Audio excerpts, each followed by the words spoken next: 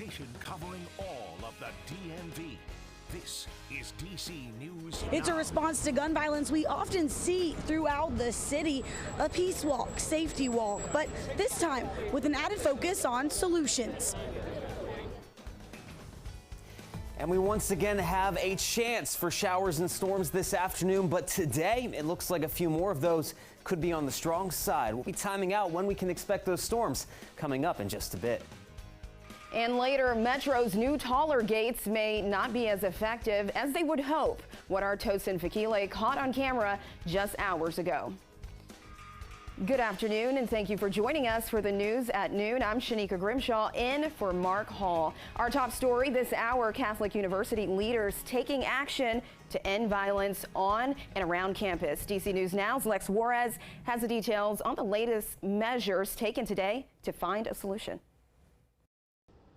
Well, this is campus leadership's way to reclaim campus, a safety walk, but it's more than just a walk, stopping at multiple hotspots on and around campus to talk about solutions to crime. Campus leadership is joined with public safety officials, but also members of the community. They stop at each point discussing what they observe and making notes of changes that can be done. But it's really all of our responsibility.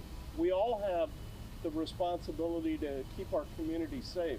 So my hope is that this may be the beginning of a network of people in the neighborhood. Now, at the end of the walk, they're going to take all of their notes and put them into a summary to be released to the public.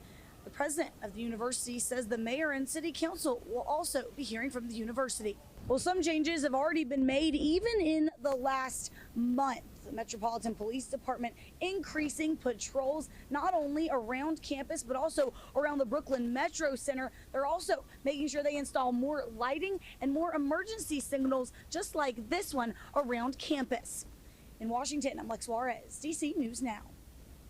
And let's take a live look out at the Kennedy Center. It's another hot day today, which is why we're expecting storms this afternoon, Damon. Yeah, I mean, typical stuff. DMV, the heat and humidity is here, but yeah, it's those ingredients lining up a little more. The storms, they don't look like it's going to be that fun later this afternoon. Never fun. Nope, it's going to be an active one. And folks, we're keeping an eye out for that. The good news is at least you can head out to lunch here in a little while or over the next couple of hours. You're looking good to go. We have not had any sort of activity, at least throughout much of the morning. We started the day with a lot of patchy fog. That just goes to show how much moisture still is built up in the air. But yeah, we're still storm free at this moment. A couple of showers just south of the Baltimore Metro developing into Anne Arundel County, but we are keeping a close eye to the west. There is likely to be some storm development here into the afternoon. The main center of this disturbance, this storm system, is a cluster of storms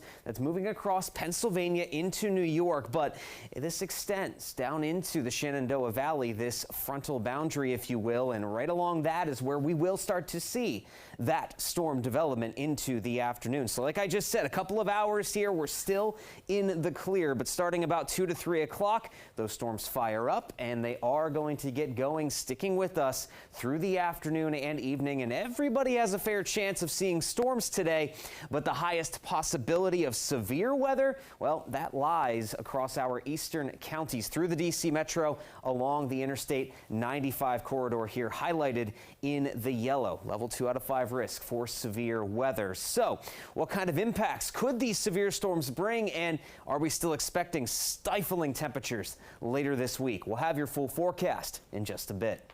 All right, thanks, Damon. Looking ahead, Commanders head coach Ron Rivera in the spotlight this afternoon. His first big talk with the media since new owners took over the team last week. Stick with us this afternoon when DC News Now starts at 4. Jake Rom and Brandy Flores from the DC News Now Game Night crew will be there covering what comes out of that meeting at 4:45.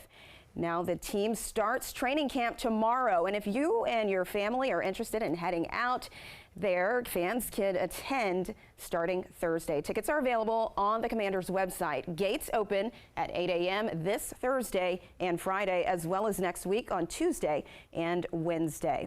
Now, rail ridership is on the rise, according to Metro. 1.97 million trips last week. They report that last week was the highest weekday ridership, and that's Monday through Friday since the beginning of the pandemic. Now, Metro's new taller gates may not be as effective as they would hope as Metro tries to prevent fare evasions with new taller gates.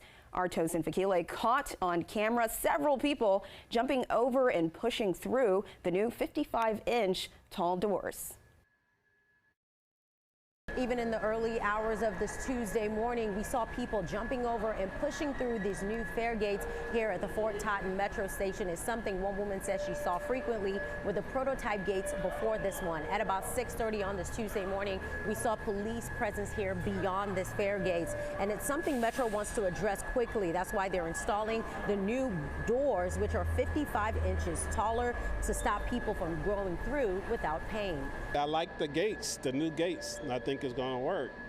What do you like about it? Well, it seems like it keeps people from jumping over. And that's what Metro is hoping the new doors would do. But on Tuesday morning, we saw people intentionally avoid paying the Metro fare, something Natalie Sanders says she sees happen frequently. I see people that are literally pushing open the new doors that they've installed that are supposed to be more secure, and yet they just push open like a swinging door. Metro says the 55-inch tall doors are stronger and more resilient, and the swing doors are made of a material that's 200 times stronger than glass. Some Metro riders say more can be done to prevent people from going through without paying. I feel, they do need more policing, to hire more police to stand guard. They've got to find a way to make sure that the people who really truly need the assistance with the fare get it, but the people who can and should pay do. Metro says last month it launched a new income qualified reduced fare. 10 stations will get the new upgraded doors in the first phase of the rollout.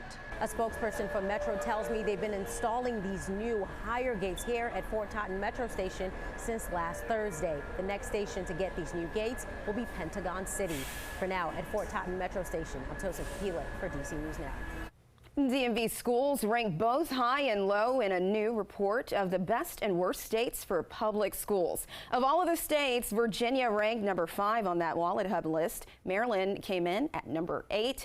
DC came in near the middle at number 27, and ranking near dead last, West Virginia at number 48. Taking a look at test scores, some of the worst math scores were reported in West Virginia and D.C. The scores were the same for reading, with West Virginia and D.C. coming in at number 49 and 50. West Virginia and D.C. also tied for the lowest median SAT scores. WalletHub evaluated quality and safety of the schools to uncover their findings. They also determined the weighted average across all metrics to calculate overall scores. Some of those data points include graduation rates, number of blue ribbon schools, and dropout rates. And it's important to note, however, that D.C. ranked the lowest of all states in bullying incidents. Soon at Dulles and Reagan National may not be your only option in Northern Virginia when planning your next getaway. Manassas leaders have voted to transform their regional airport into a commercial airline hub, eventually adding dozens of flights to the area. Our Northern Virginia Bureau reporter Max Marcilla has more. Soon it could be larger aircrafts taking off from Manassas Regional Airport, a space that right now is the largest non-commercial airport in Virginia. But that could soon change. We've never had an opportunity like this before, to be honest. This is the future the Manassas City Council had to consider. A plan for the company Avports to invest about $75 to $125 million to transform the airport in 2 phases. First, renovating what's there, and then expanding by at least 25,000 square feet, all with the intent to add commercial flights. I typically go to Dulles or Reagan, and on those drives, sitting in traffic, I daydream of like having an airport 10 minutes away to fly out of to these same places, right? Future flyers are excited for what this could mean for their vacations and getaways, and the business sector is optimistic this could expand the city's economy. Growing the economy is number one in what an airport expansion does. But a plan like this can't take off without concerns, of which there were several. Jets departing an airport make noise, and lots of it. There really needs to be a comprehensive study beforehand. Wilson Lee says the impact of noise the airport's neighbors will have to deal with could be too much. There were also concerns about traffic, safety, and the environment, all of which will be studied between tonight's vote and a potential groundbreaking. And UPS is expected to resume talks for the labor union today. Now, it comes just less than a week before the contract for unionized workers is set to expire. Talks between the company and union representing 340,000 workers had stalled.